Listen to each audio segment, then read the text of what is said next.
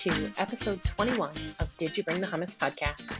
I'm Kimberly, your host, and I'm super excited to be here with you today. Did You Bring the Hummus is a podcast to help you go vegan. Every 2 weeks, I'll share a new episode discussing all things vegan. Most importantly, we'll talk about how to embrace this meaningful decision with fervor and fun. Episodes post every other Monday on your favorite podcast app. Before we get started, I have one very important question for you. Did you bring the hummus? Today, I am joined by Risha Walden, the principal creative and owner of Walden Interiors and the leading expert in vegan interior design. Educated at the New York School of Interior Design, for the past 12 years, Risha has helped affluent homeowners create beautiful homes that reflect their personality and lifestyle.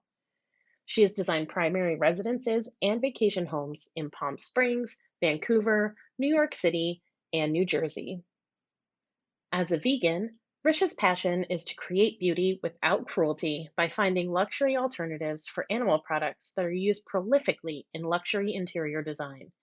As Risha says, she's bringing the vegan conversation off the plate and into the homes, hence the title of this episode. Risha is knowledgeable, insightful, and a joy to speak with. Here we go. Hi, Risha. Thanks so much for joining me today. Hey, Kimberly. Thank you so much for having me. It's great to be talking with you. I am so excited to have this conversation with you. I have not yet had a conversation with someone who can talk about how we make our homes vegan. But before we get to that, I'd love to hear your vegan journey. Okay. That's something I share a lot because I wasn't always vegan. And I became vegan about 5-6 years ago. And it was just sort of a process of, thinking about my diet and thinking, I want to change things up and what's the best way to go. And my partner and I both said at the same time, hey, why don't we try going vegan and see how that works? And that's what we did. We thought, okay, well, we'll become vegan. If we don't like it, we'll just stop being vegan. Like, what's the big deal? But little did we know that we got into rabbit holes and the information and it was like, oh, wow. And so the transition of going from the choice of being vegan for dietary reasons to a moral choice made it super easy for me to continue being vegan. And it made my choices very clear. I didn't have any hesitation in it. However, that being, it didn't make it easy because 5-6 years ago, things were a little different in the vegan marketplace. Not so easy to get so many alternatives, although I'm not a big on alternatives anyways, but it's just nice to be able to go and find places sort of to eat, or there are more vegan restaurants and there's more vegan choices in the supermarket. And then as I'm going along not eating animal products, I realized that I was selling them. I'm like, what the heck? So Risha, you're so moral. You're like not eating animals because you like want a cruelty-free lifestyle. And now you're like selling them for money. Like, no, that did not work for me. So I wanted to align my business principles along with my personal choices. And that's when I decided to be a vegan interior designer, or move my practice of interior design into exclusively vegan interior design. And the last 2-3 years is pretty much what I've been doing. Awesome. So how did you find that transition in your business? I think it is becoming easier because there's more alternatives. In fact, I received an email today from one of my fabric vendors talking about this new vegan leather, sustainable vegan leather. I'm like, wow, that's great.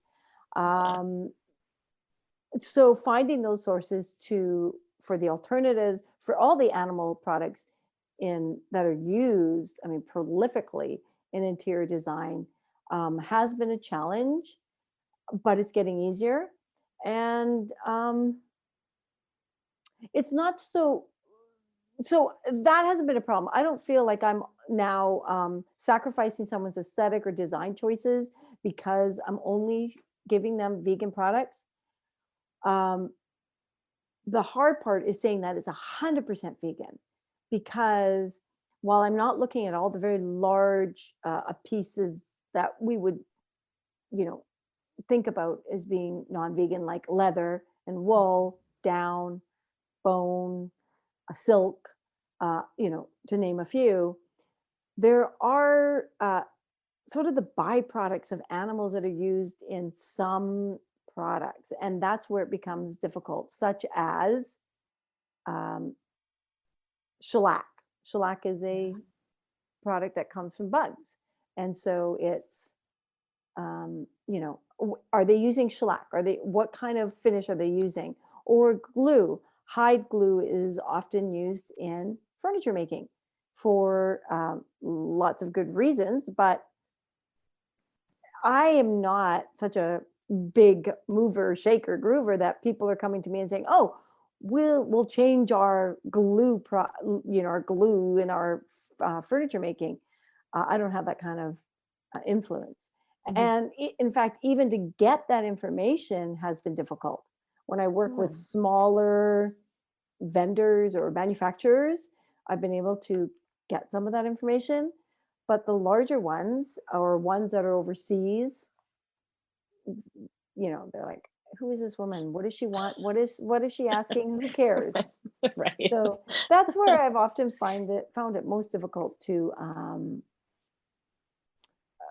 guarantee, is that it's just, it's like, I know that, for instance, the sofa is wood, and it's the fill is foam or polyfill, and the fabric is maybe a polyester or a hemp or something. But what did they use to glue that furniture together? I can't. Some places I can say, but for more of them I can't say. And that's what makes it difficult. Okay. And this is a really good point for us to kind of go back to that definition of veganism, where it states that we are living within veganism as far as is possible and practicable, right? Because we don't live in a vegan world. Right. There are furniture companies that don't understand why you'd ask. Who cares Right. what we're using to hold it together? Just buy the furniture. Right. And other people who don't understand why it matters, or don't Right. understand even what is used in the glue. Right. So it makes sense that we would kind of bump up against some things in different areas of our life where it just simply isn't possible to have a product that is 100% vegan. But we do as much as we can, right? You figured out what the fabric is, what like the structure you said is made of wood, let's say, and what it's filled with. So I think it's important, for listeners and people that are like, oh, how can I be completely vegan? Like, this is how you go as far as possible and practicable. You ask the questions and you make decisions based on that information. Exactly. And I look at it like it's progress. It's not perfect, but it is progress. I mean, it's so much better. If I think about my interior design choices and the impact they put on animals, the choices I'm making now are so much better than what they were 5-10 years ago, before I made this pivot to become a vegan interior designer. I was thinking that if I were just kind of a person either new to veganism or curious about veganism, looking around my house, I might not even, like, the obvious things would be if they had a fur rug or they have leather couches. And you mentioned the shellac finish, but like, what are some other things that people might want to maybe not necessarily replace items if they have them now, but what should they look for if they're buying something new to make sure that they're making that best choice and they're not buying something that is made from animal products? What are those little things that kind of sneak in? It's amazing because you don't really even understand how much animal products that we're living with. And it's really important to, if you want to make that lifestyle change, I don't suggest you go out and, you throw out everything that has animal products in it and then you start all over. I mean, that's just not sustainable. It doesn't make sense. And it's not cost effective either. I mean, we don't have these endless budgets. So if you're looking to move forward, it's just being aware of what products are being used in the home that would be used in the house, um, and then looking at labels, just like you do with food, asking questions from the shop or from the person you're purchasing from, and asking them to make those questions, to ask those questions and get the answers for you. Uh, I guess one of the big things, because people don't even think about it as an animal product, is down or feathers or fill. The Mm-hmm. most, as we know, most of those feathers are live plucked. And if someone's not going out and finding the feathers on the street, they're live plucked from animals, and that's a terrible, torturous process. Yeah. But they use it a lot in upholstery, and that's probably where you may find the biggest animal product in your home. But not even just in upholstery, in pillows for your bed, a duvet, pillows on your Yeah. sofa. A lot of those products, inexpensive to use goose or feather or duck down, and that would be one place I would say you can make a difference and find out what are you bringing into your home. The alternatives right now are that have come out are phenomenal. When I talk, because I really think education awareness of what you bring into your home is really important, especially as a vegan. So when I go and speak to people in person, it doesn't happen so much anymore, but I had two pillows. I had one pillow, which was feather down pillow, another one, which was this polyfill. And I'd pass it around the room and say, okay, which one is the feather down, the one that we like? It's soft, it molds to you, it feels great. 90%, 95% of the people would be wrong. They would pick the fake polyfill one. So there are great alternatives for these animal products that we're using that you can purchase. So that would be one way, is actually with the feathers and the down. Okay. There's a lot. Yeah, that makes sense. And even just as kind of an aside, while we're talking about pillows and blankets, also when you're traveling, when that becomes a thing again, right? A lot of hotels are still using down, but it's very easy to request the alternative. Many hotels, maybe not the smaller kind of mom and pop B&Bs, may not have the option, but many hotels will have a down alternative. And if you have to tell them that you're allergic to down, just tell them you're allergic to down if they're giving you a hard time. Right. But yeah, and then you'll be comfortable and cozy and animal free. Well, there is one hotel that's just opening up this fall, and not that we're going there anytime soon, but is in Greece, and she is all vegan. All the food, the whole hotel, everything has been sourced, not just cruelty free, but also local. So Oh, that wow. is opening up. Yeah, That's amazing. Yeah, that would be amazing to go there. I mean, I'm always looking for those kind of places to go. But that is a good point about asking, because I actually never even thought of asking for alternative, especially if you're in a hotel, that they do have those. I worked in a hotel in my younger years, Okay. and so that kind of stuff was always at top of mind for me. Absolutely. Yeah, and Yeah. that's why it's funny you say top of mind, because unless you're in interior design, you don't even think of vegan as being, how does that affect interior design? Like I started my journey with it's just my diet, and more people than not think that being vegan is just a dietary choice, and it so isn't, because it spans through every arena of our society. Yeah. Interior design, the only reason it came to my mind so quickly was because I'm in it every day, whereas most people are not purchasing interior products for their home regularly. Right. And it wouldn't occur to them that, it's also being vegan is also in the choice of what I am bringing it for my home to be used in my home. So you were saying that you wouldn't, I think when we were talking actually before we started recording about, to make some of these changes in your home, to veganize certain things in your home can be a huge expense. If you have wool carpets, like wall-to-wall carpets, that's not something like you would just give away a pair of shoes or give away a handbag and replace them. it's a lot more time consuming and a lot more expensive to kind of overhaul the whole house. So, so you had said that you would recommend that maybe when the time comes and then start looking at alternatives, but it's important for people to feel okay with what is here already, right? Yeah, absolutely. And even when I do my designs, if before I was in vegan, there are often a lot of furniture that I would be reusing in my clients' designs in their homes, etc. Um, because if you still love the piece and it's still working in your home, it doesn't make sense to just throw it out. In fact, in my home, I still have wool carpets. I have actually a leather chair that's sitting behind me. It's an original leather chair, and it's an old chair from the 1960s.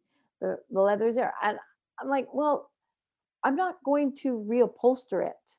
Um, that doesn't make sense. It's not sustainable. So I'll wait when it gets worn, which actually it's getting pretty worn. I know, okay, this is getting worn. I need to reupholster it. What are my choices for upholstery? If I need to fix the stuffing, I am going to make sure that we're not using any down products. But you can. I'm a big believer in sustainability, and I think so many people are, that it isn't sustainable to throw this stuff out and buy new like at every whim. It doesn't make sense. So reusing your furniture is one fantastic way of going and recreating in your home a new look or design, if that's what you're looking to do, or if you're moving to a new home and you are bringing furniture from your old home. Now, often that furniture doesn't work, but I tell clients, and I also sell a lot of pre-owned used furniture as well. I have a lot of vendors that I have access to, and I will recommend used furniture. Sometimes it doesn't come, it needs like painting or it needs reupholstering. And I've done that many times. And it makes sense to me because we're not creating something new when something already exists, which is perfectly wonderful. Maybe not in its current state, maybe it just needs to be updated or refreshed. And that's a great way to tie in veganism and being sustainable and getting a beautiful new home. Right. Yeah, when you think about kind of the basis of veganism based on the definition, and also just that compassion is at the core of it, right? And if we think about that, of course, the animals and reducing cruelty and not exploiting them for our benefit is the focus. We want to take care of our world, right? We Right. have an appreciation for all that is and all that will be. Yes. And you're right. So to take furniture that is still working and to just throw it away. Like we look at what's happening, like the rainforest is Yeah. being raised so that people can have more animal products. And like, do we need more garbage filling the Exactly. landfills Yeah. and the oceans? And then what are we then creating? Like, what are we pulling down and taking out of the earth in order to create a new chair, let's say, made Exactly. from plastic and, Right. polyester and yeah. So I think that's important too. The goal is always to reduce the cruelty and reduce the suffering. And so being sustainable is I think a huge part of that. So I appreciate the point that you've made there. Thank you for sharing that. Yeah. Well, they talk about this. There's those 3 R's when we're talking, and the first one is reduce, right? First one is reduce. How do we reduce? And reducing means not creating more. And Right. then reusing is the second one, right? So we want to Mhm. reuse what we have. And then the third one, of course, is recycle. And that has the least impact on our world, actually, because we know a lot of that recycling programs are really not what they Yeah. purport to be. So if we can start by reducing and reusing, we don't even need to get to recycling. Right. Yeah, all good stuff. Makes me It happy. is. It makes me happy. I love talking about it because it's to me it's very empowering to be able to have choices on how I want to live my life. And that's what I really loved about becoming vegan is that every single bite, every single choice, everything made a difference. I mean, I don't care, it's like the ocean isn't an ocean because it's a big ocean. The ocean is ocean because it's got a gazillion droplets of water, and each of those droplets of water make the ocean, right? So to me, every little choice is making an impact to create this big thing. So I love the empowerment I feel when I get to choose, and I know, I'm like, okay, that bite of non-dairy cheese just saved the world. Yeah, that's right. That makes me feel good.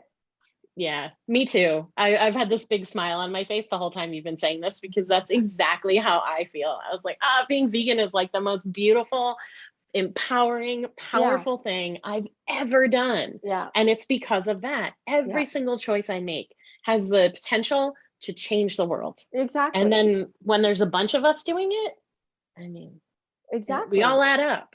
We do. And so we have great power. And I think making those choices, the power lies in us. We don't have to be told, oh, we have to do this because that's just that. Well, no, we have the power to make that choice. It all lies right here. Nothing would get done if we made that choice not to, do it. If, if we didn't want zoos anymore, for instance, everybody said, okay, we're not going to a zoo. Their choice was made. The zoos would stop existing. That's it. Right. There would be no reason to have a zoo. And that choice lies here with us. So yeah, I'm glad you love it too.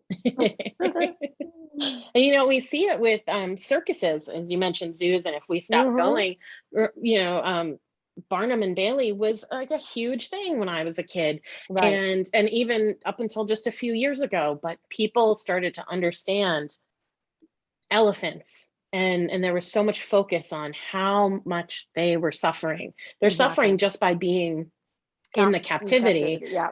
And then it's doubled and quadrupled and whatever by the way they were treated while in captivity. Sure. And when people started to see that and understand it, there were protests outside every single circus that came here to New Jersey anyway.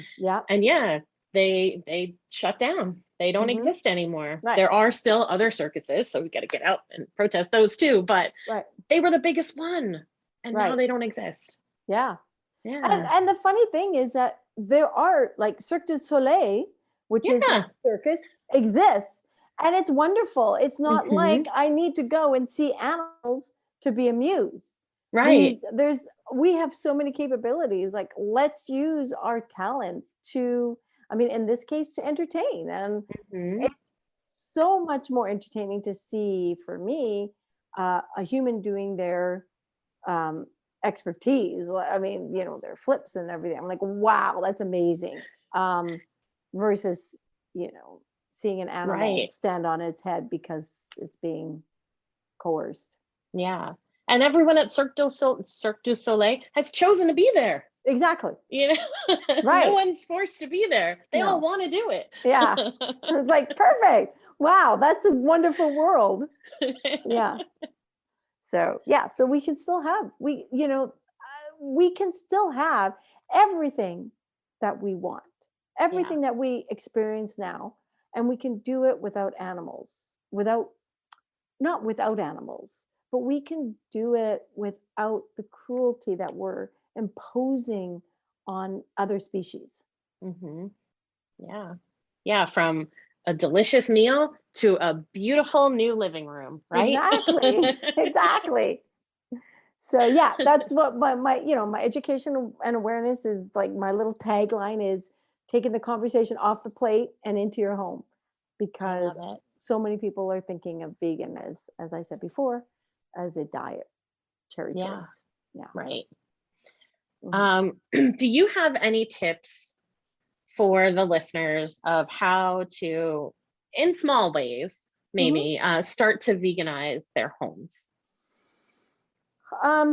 start to veganize your home.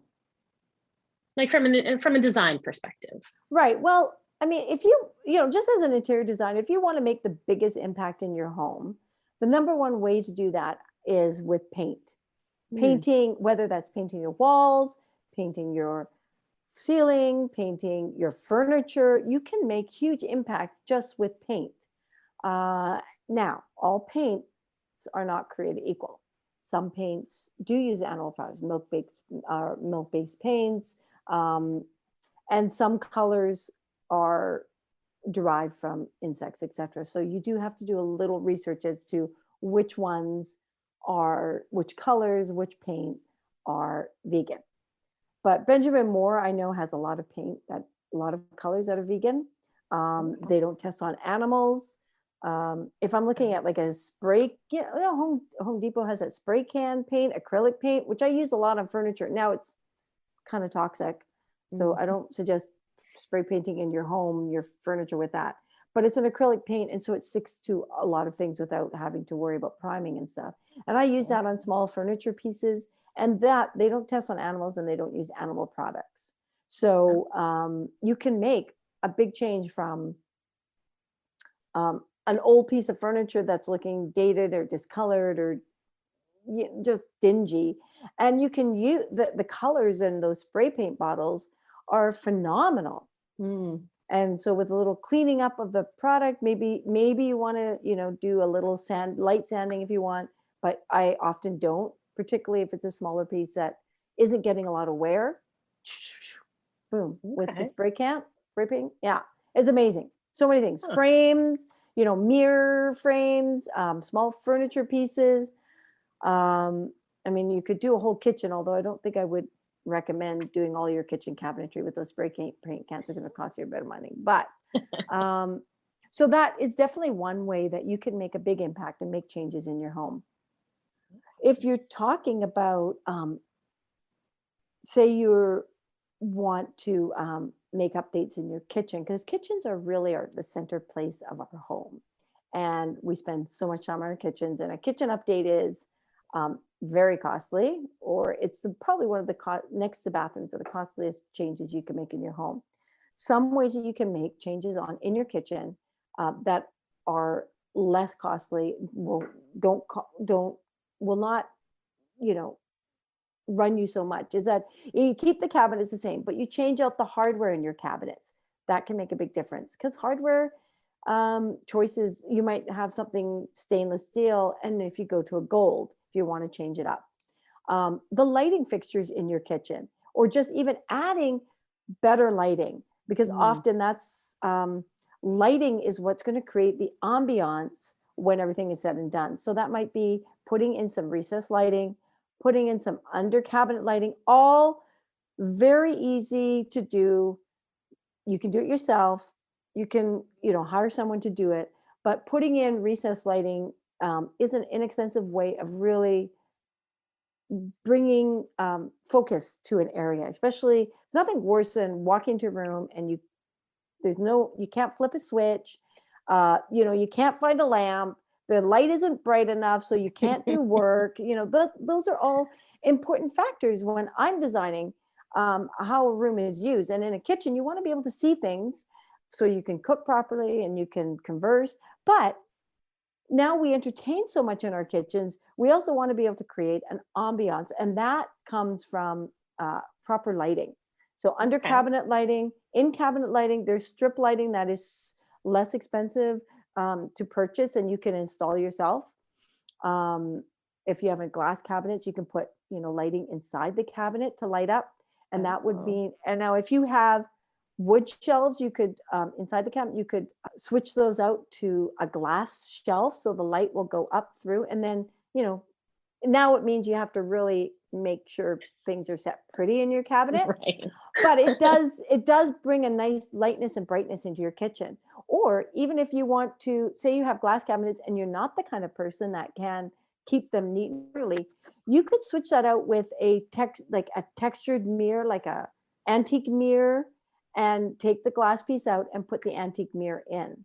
And then you get this sparkle, you're getting some reflection and light, and you don't have to worry about what's behind the mirror because it's all closed up.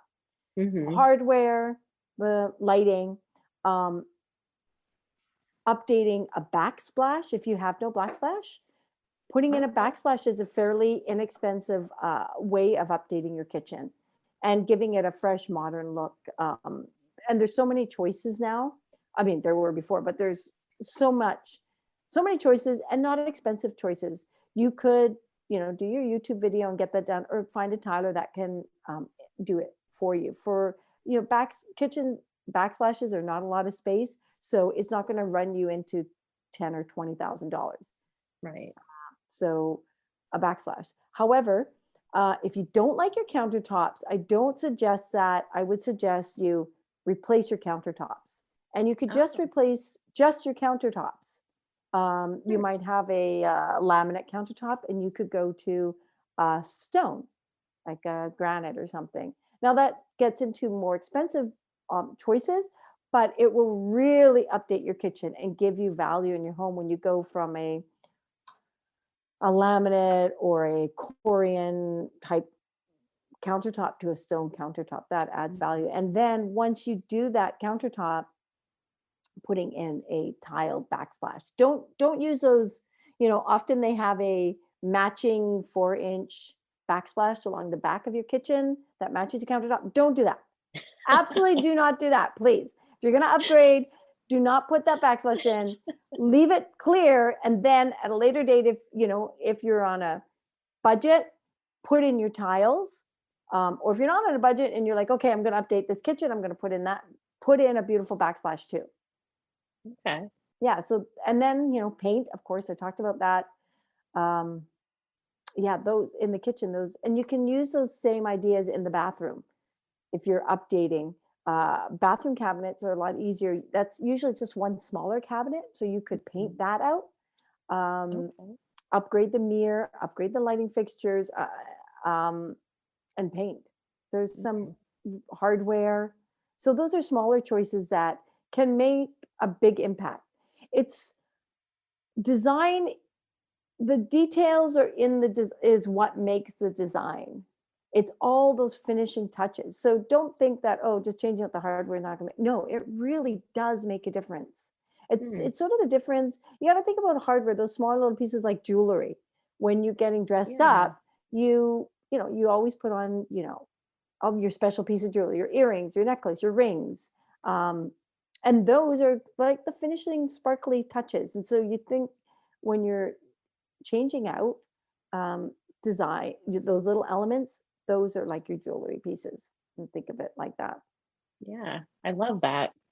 I wanted to ask about the paint. So you mentioned that there are some colors that may not be vegan. Would those be like the red paints because are they using those cochineal bugs? Yeah. Okay. It just depends on the manufacturer. So I forget what colors. And I actually, I should have a blog on it on my website. Okay. I did talk about paint colors at one point. I have a video on my YouTube channel. I talk about paint colors. And so there's some information if you want on my website that will talk about that. And I'm always teaching and bringing up new ideas about vegan and looking at different aspects of veganism in interior design. But yeah, you put me on the spot and I forget. That's okay. Sorry. So what I'll do, no, don't be sorry. I'll link in the show notes to that blog specifically. We'll have your website in the show notes as well, but I can link specifically to that blog and then your YouTube video about it. And then the listeners can get more information that way. Yeah. No worries. Yeah. Awesome. All right, cool. And then one more question about the shellac, right? So that is made from bugs as well. That's right. Shellac is made from bugs. And it's like the excretion from, I think it's called the lac bug, right? Yeah, the lac bug. Yeah. Okay. Right. So is there an alternative to that? And this is for flooring finishes, right? Just correct me if I say anything that's wrong. No, it's for, it's on furniture. Now, flooring, they're not using lac. bugs, Okay. with flooring finishes, furniture, lacquered furniture if it's done traditionally. Mm, There are alternatives for it. Um, it's just a matter of finding out if that manufacturer is actually doing that process. So gotcha. that's what the hard part is, because a lot of furniture is coming from overseas, and you're not going to have access to that information. I can't get access to that information because that's not what they're selling. They're not, like, here's the furniture. What do you mean lacquer? What we don't. We're not telling. Like, do you like it or not? Buy it Right. or don't. Exactly. So, but it doesn't hurt to ask. And actually, I'm a big believer that the more people asking, the more people saying something, the more influence that we're going to have as a group. And then people will start looking at the practices. That's the only way that change happens, is when there is, enough outcry or interest or focus on that. And then the people who are creating these pieces are saying, maybe we better do something about that. Just like, Burger King came out with the Beyond Burger, right? Yeah. They're like, okay, we better do something about that. Mm-hmm. I mean, when money is involved, people make change. Yeah. So Yeah. um, I keep saying I have one more question. Go ahead. Did you that's okay. something? No, but there are a lot of bugs that are used. I mean, you would think not a lot, but a lot of people don't know that silk is also from the silk bug, and Right. that the only way to extract the silk once it's in a cocoon from the cocoon is that you have to boil the silk bug alive, and then so that you can untangle the thread Mm, properly. If you wait till they die, it's not it's not viable, the thread. So again, uh, how do people know this? Why would we know that? But yeah. it's just looking at where does stuff come from. It's amazing. It's amazing. Mm-hmm. What do we, Yeah. if you talk about there's a candy, confectionary's glaze, right? Right. Confectioner's glaze. Like, Mm-hmm. oh, that sounds pretty. Confectioner's glaze. That sounds pretty and stuff. Yeah. It's not. No. It's not pretty. Why the heck do we need that?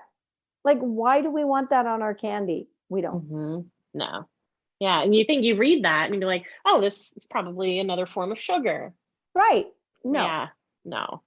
More no. bugs. Yeah, more Yeah. bugs. Yeah. And it's funny because I don't know if you remember, but when Starbucks a few years ago had their strawberry cream frappuccino, and this one didn't have any dairy in the powder mix, so you could veganize it per their menu if you just used a plant milk. But then they were like, wait a minute, this is very red. Fresh strawberries wouldn't be this red. Right. They're like, how is it so red? Oh, yeah, it's made from cochineal bugs. And they're Right. like, well, this isn't vegan. Yeah. But like, why?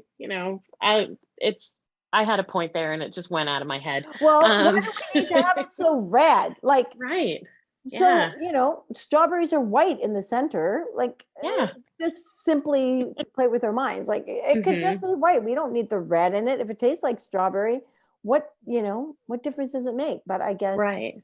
it's all in the marketing. And oh, it's got to be red, so it looks like a strawberry, and that's what you're getting. Right. Yeah. And it looks the same every Starbucks you go to if you order it here or Right. in another state or in another country. Right. It'll always look the same. Right. Yeah. Yeah, I And do at what remember that. cost? All Yeah. those bugs. Yeah. Oh, nobody cares about bugs. Although, I'm so concerned about bugs because and I talk about this a lot. I remember the time when I was younger and we would go for a 2-hour drive down to the shore, or up to the mountains or whatever, and our windshield would be splat. You couldn't go for more than 2 hours without the windshield being a mess of bugs and not being able to see through it. Hmm. So, and now, I mean, I go down to the shore all the time and I never see bugs. And bugs are Yeah. like 80% of their population has been devastated. Mm, There's so few bugs. yeah. So yeah, we don't need to And kill more yeah, is it, I guess it's from people just pesticides. feeling like oh, this is a pest, or I want to be outside and not worry about a bug, or, like, I mean, Yeah, well, Yeah. we're spraying, people want the green grass and they're using Roundup. It's going Ugh. into the ground. So it's not even just the insects that are on top, I mean, the weeds, but the worms and all the other insects that are the beetles and all those are getting poisoned. And then who's eating those? The bats and the birds, and bird populations are down like 80%. I was Yeah. like, wait, do we understand how this world is connected? We clearly don't, because those practices continue Mm-hmm. of Yeah. spraying and using it, and like, oh, who cares about a few mosquitoes? Okay, look at that's the only time that I'm not a vegan is that when a mosquito is biting me, I will kill it. Yeah. But for any other bug that comes in my house, I'm constantly catching them and throwing them out. I don't kill them unless they're actually eating me, biting me. Yeah. But that's the only time I can tell you I'm for sure I'm not a vegan on my Yeah. mosquitoes, but or any Same bug that's here. yeah. Yeah. We have like a little contraption. It's got like a little square at the top, and you slide the bottom. I wish I had it in the room with me to show you, Oh, but it's got like a little, you slide the thing out and yeah. it removes the bottom, and then you Okay. place the little like square thing over the bug. Let's say the bug is Oh, on the wall, and you yeah. slide the bottom like Okay. underneath, Yeah, so you can yeah. be really careful so you don't squish their Right. legs or anything, and then you just easily carry them outside, and you can put them Right. down in the grass or whatever, so you're not like, trying to get a spider on a notebook and you're hoping they don't crawl on you to Right. try to Yeah. bring them outside. Well, that is exactly what I'm using. I'm using a glass so I can see it. Yeah. And I got a little paper that I'm sliding underneath. That contraption sounds wonderful. That should be like the vegan insect capture Right. or whatever it is. I'll send you the link, but I'll also link it in the show notes so that listeners can find it too. Let's see. Yeah, I would love to have Yeah. one of those. I could give them out as gifts because my partner, he does that. He and I are like the same, running around with glasses and old like mail pieces to try to get these Yeah. bugs out. That's what we did before. We would take salsa jars and we would Oh yeah. save them. And then yeah, whatever piece of mail that was nearby, we'd like salsa jar, piece of mail, slide it under and take them outside. So much easier with this little contraption. I think it was Huh. like $10. It Okay, really yeah. wasn't expensive. Yeah, Yeah, I want that. that's so good. All right. So, Oh, can I ask you a question? Is please. that Why not? allowed? Yeah, sure. So, you get to interview a whole bunch of different kinds of vegans, right? And Yeah. how do you get connected with all these vegans? Like, So where far, mostly? I kind of have just put it out to people that I know, like, hey, I'm just looking to interview vegans, and then they've been like, hey, I know this person or that person, and then we have a quick conversation, and they either want to be on the show or they don't. Right. And so far, yeah. So I actually haven't really had to go too far outside of my network, but I'm still managing to meet, brand new people. Everyone that I've interviewed, out of everyone I've interviewed, only one person did I know in my personal life. No, Oh, two, yeah, she was a friend of mine from like high school, right after high school. And but everyone else has been like new people to my life or brand new people I met just to interview for the show. right. Yeah, it's been really cool. Well, we know vegans like to talk about veganism. Yes. Which is really nice for me. Right, exactly. So, yeah, it's wonderful that you're connecting and just talking about different aspects of being a vegan and what it's like to be a vegan. Because so many people I talk to who are vegan have gone through the same process of becoming a vegan. Usually, when they start, that whole Mhm. process, and you've talked about it on your show about that process. Yeah. Um, yeah, Yeah. But vegans, there's always some different take on it. And like, right, because I ask everyone, tell me your vegan story, because right, I know they're never going to be the same.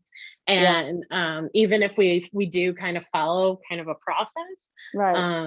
and it's just always so much fun. And we all have such a different take on things, or we have an Mm, expertise in different areas. And it's just so cool because, like, the mission of Did You Bring the Hummus is to inspire people to go vegan. right. So anytime someone listening can hear someone that sounds like themselves, that is going to pull them in. Be like, hey, I Sure. really relate to Risha. So Right. maybe I'll try this vegan thing.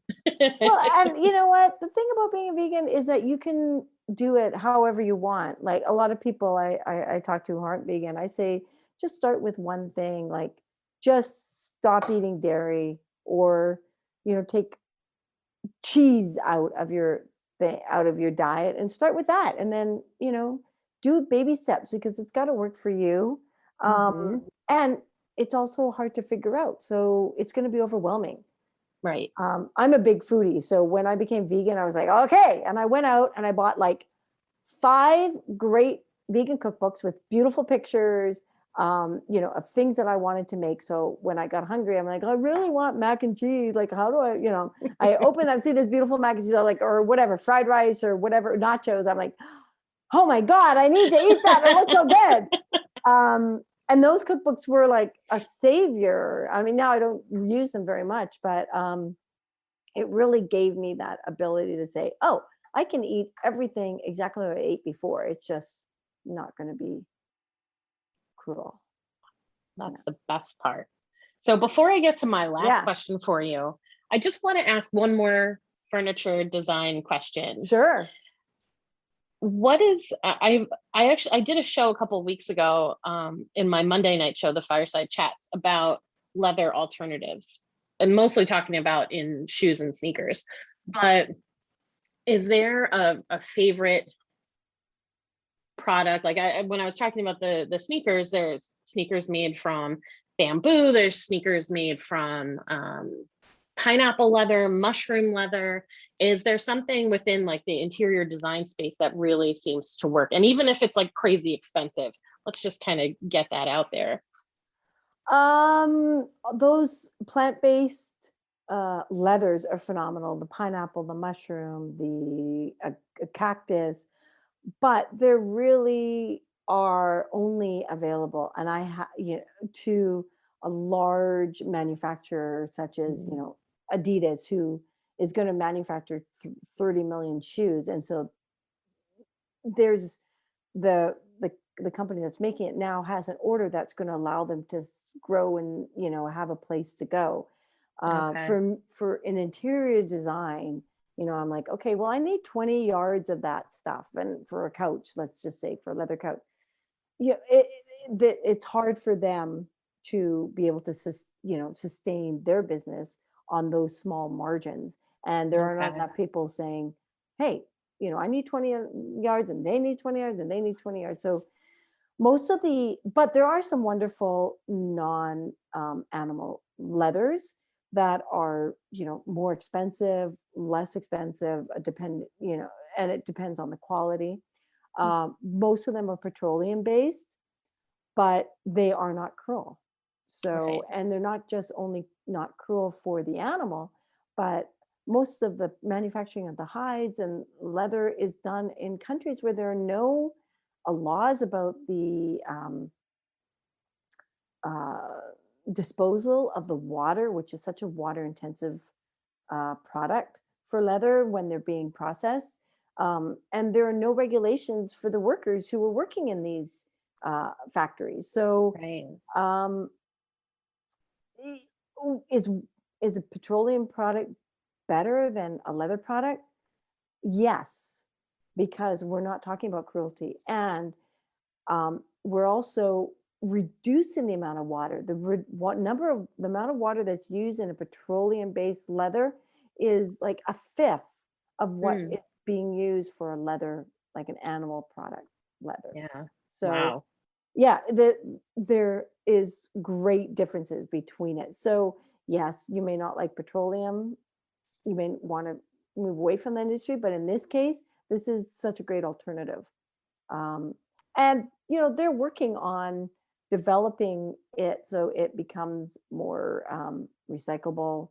Hmm. They look at reducing their environmental costs, even in terms of the water usage and how they're making it. And it's usually the vinyls are made in factories where there's more control over the disposal of of the waste, as well as the workers who are working in the factories. So there's all Okay. good things to be said for vinyls or faux leathers.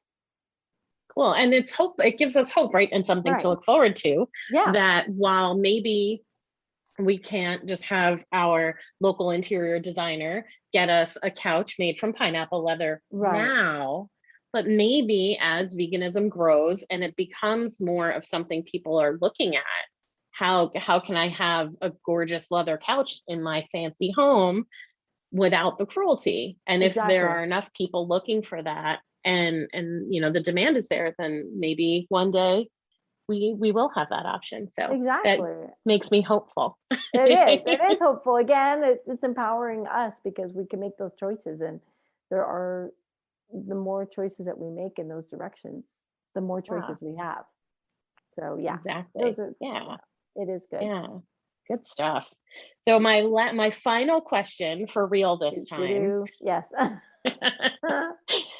is, because did you bring the hummus? We've got to talk about hummus. You said you're a foodie, so I think Oh I yeah. think you'll enjoy this.